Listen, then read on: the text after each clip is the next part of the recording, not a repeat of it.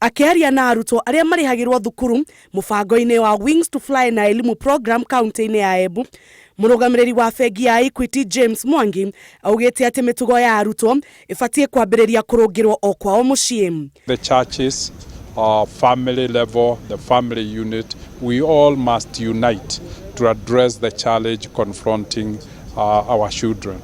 We must not deal with it as drugs. We must ask ourselves, what is the root cause?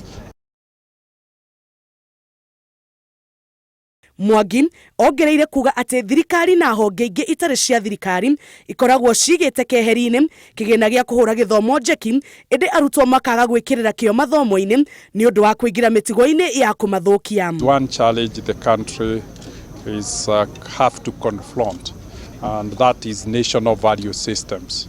The problem we are experiencing, whether it is drug addiction by young people, it means the fabrics, the social fabric, the national value system needs to be made good.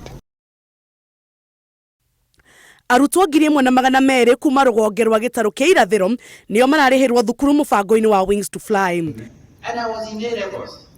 I was in Kagumo High School. Mwaka ũyũ tu bengi ya Equity ĩrarĩhĩra bithi arutwo 8,000 na gũkinyia andũ 53,000 arĩa manathomithio nĩ bengi ĩno. Ngĩribotera Inooro TV, njĩtagwo Njambi wa Njaũ.